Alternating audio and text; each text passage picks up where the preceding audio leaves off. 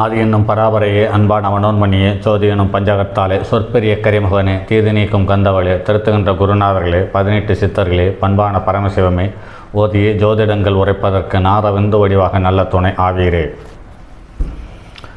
உலகில் உள்ள தமிழ் பேசும் அனைத்து நாள் உள்ளங்களுக்கும் மற்றும் ஜோதிட சான்றோர்களுக்கும் மூத்தோர்களுக்கும் ஆர்வலர்களுக்கும் மற்றும் இந்த காணொலியை காணும் உங்களுக்கும் ஆஸ்ட்ரோராஜன் இனிய நல்வணக்கங்கள்.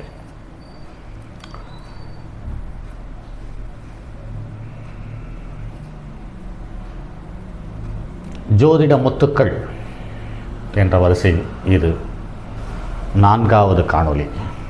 இந்த காணொளி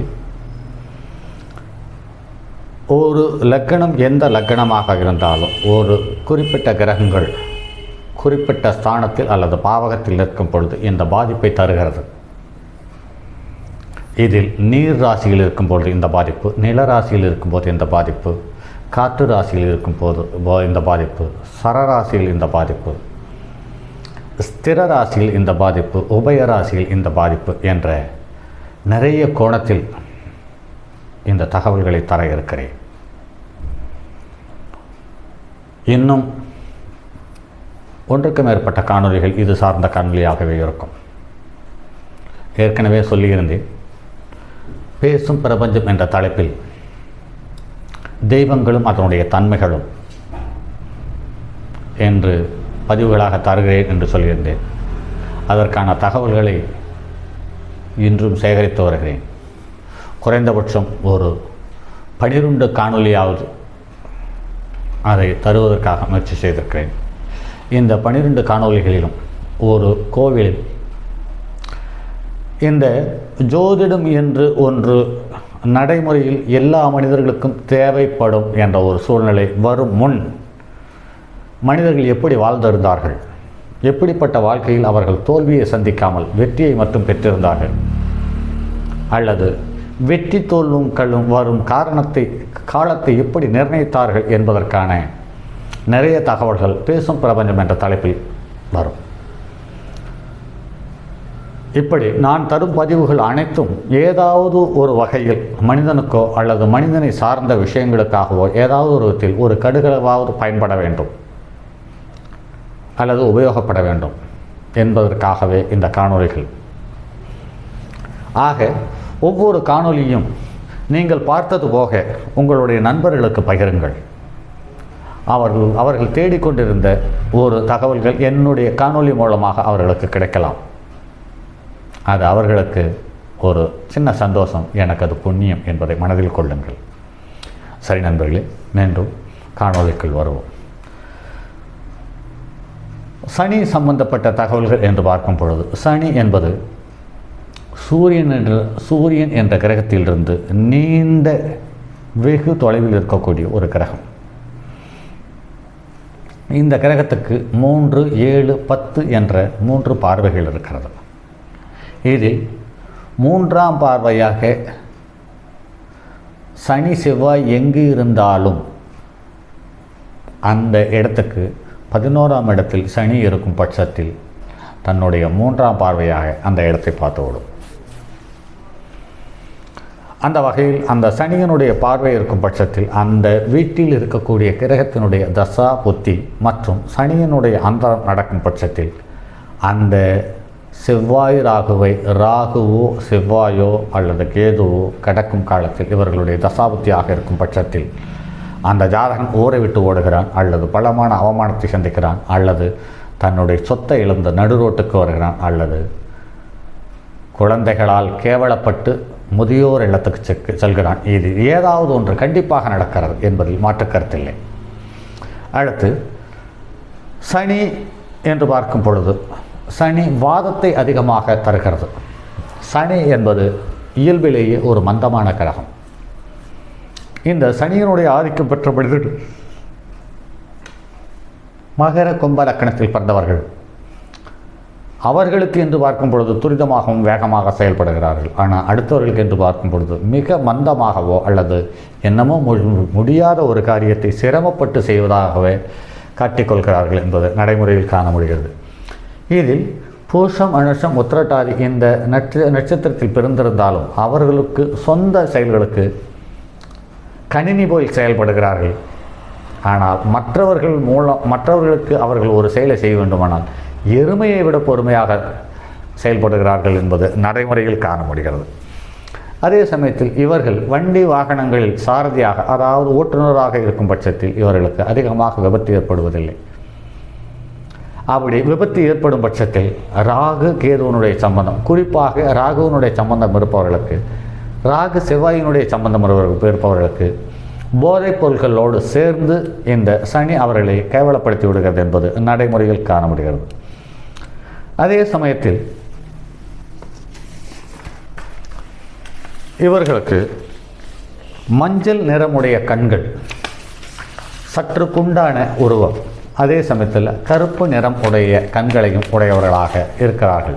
புதனுடைய தன்மை என்று பார்க்கும் பொழுது புதன் என்பவன் சந்திரனுக்கும் குருவின் மனைவி தாரைக்கும் பிறந்ததாக சொல்லப்படுகிறது. ஆக புதன் என்பது சற்று வித்தியாசமான குணாதிசயங்களை கொண்டது. அதாவது யார் எப்படி போனாலும் தன்னை தக்க வைத்துக் கொள்வதற்கான எந்த முயற்சியாக இருந்தாலும் கைகூசாமல் செய்கிறது. அதே மாதிரி காலபுருஷனுக்கு 3, 6க்குரியவன். ஆக புதனுடைய சாரத்தில் எந்த கிரகம் தசாபுத்தியை நடத்தினாலும், புதனே தசாபுத்தியை நடத்தினாலும் அவர்களுக்கு கண்டிப்பாகவே கடனும் நோயும் எதிரியும் உருவாகிறார்கள். இதில் நோயும் கடனும் உருவாவது என்பது சுலபமாக வந்து விடுகிறது.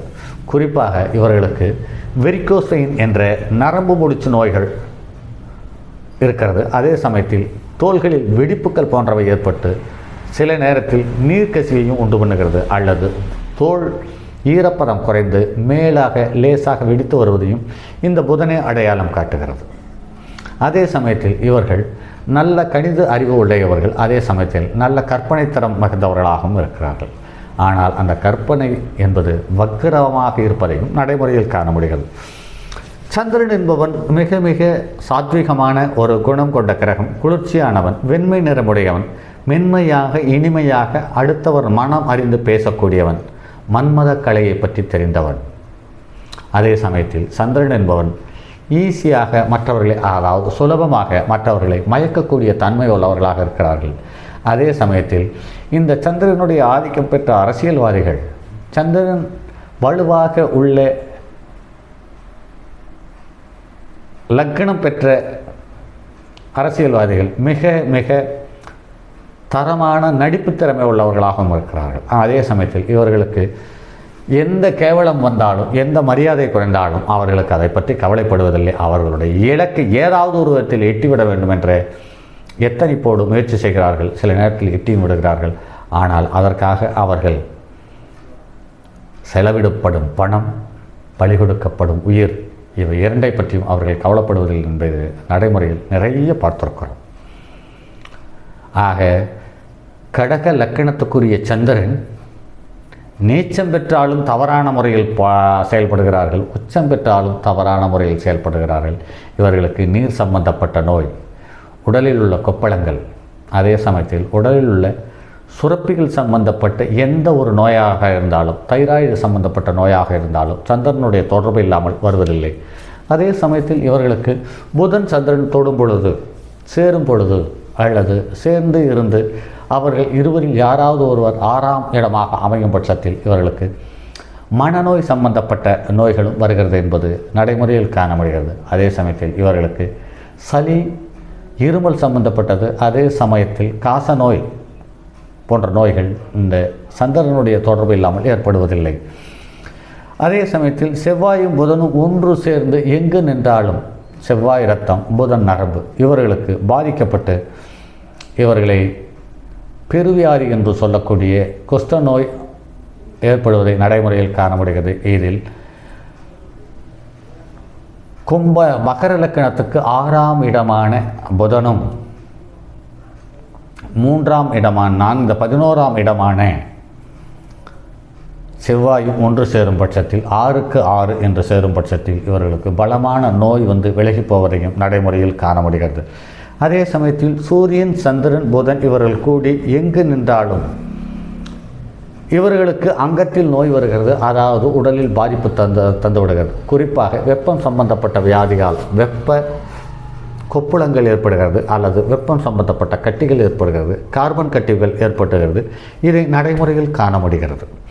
அதே சமயத்தில் லக்னாதிபதியும் 6ஆம் இடத்து அதிபதியும் சூரியனுடைய நட்சத்திரத்தில் சேர்ந்திருந்து சூரியனுடைய தொடர்பு ஏற்பட்டிருக்கும் பட்சத்தில் இவர்களுக்கு காய்ச்சல் சம்பந்தப்பட்ட தொந்தரவு அல்லது இரத்தத்தில் இயல்பான வெப்பநிலையை விட்டு சற்று அதிகரிக்கும் சூழ்நிலை ஏற்படுத்தி இரத்தம் சம்பந்தப்பட்ட நோய்களை தந்துவிடுகிறது என்பதையும் நடைமுறையில் காணப்படுகிறது. அதே சமயத்தில் லக்னத்துக்கு 6ஆம் அதிபதியும் 6ஆம் இடத்துக்குரிய அதிபதியுமான காலபுருஷனுக்கு 6ஆம் அதிபதியுமான லக்னத்துக்கு 6க்குரிய ரோகசத்ருஸ்தானாதிபதி காலபுருஷனுக்கு 6க்குரிய ரோகசத்ருஸ்தானாதிபதி இவர்கள் இருவரும் சேர்ந்து 6ஆம் வீடாக காற்று ராசியாக அமையப்பெற்றின் அவர்களுக்கு மனநல கோளாறு ஏற்படுகிறது என்பது நடைமுறையில் காண முடிகிறது. ஸோ இவர்களுக்கு கற்பனை பயம் என்ற ஒன்று அவர்களுக்கு இந்த மனநல கோளாறை ஏற்படுத்தி விடுகிறது என்பது நடைமுறையில் காண முடிகிறது. 6ஆம் இடத்து அதிபதி செவ்வாயோடு சேர்ந்திருந்து எங்கு இருந்தாலும் அந்த 6ஆம் இடத்துக்காரனுடைய திசையும் செவ்வாயினுடைய புத்தி வரும் பொழுது குருதியில் அதாவது இரத்தம் சம்பந்தப்பட்ட நோயில் ஏற்ற இறக்கம் ஏற்படுகிறது என்பது நடைமுறையில் காண முடிகிறது. லக்னத்துக்கு 6ஆம் இடத்து அதிபதியுடன் சனி சேர்ந்து சுபர் பார்வையின்றி இருக்கும் பட்சத்தில் ஆண்குறியில் அறுவை சிகிச்சை ஏற்படுகிறது என்பது சொல்லப்பட்டிருக்கிறது. இது நடைமுறையில் சில வருடங்களுக்கு முன்னால் ஜாதகத்தை பார்த்திருக்கிறேன்.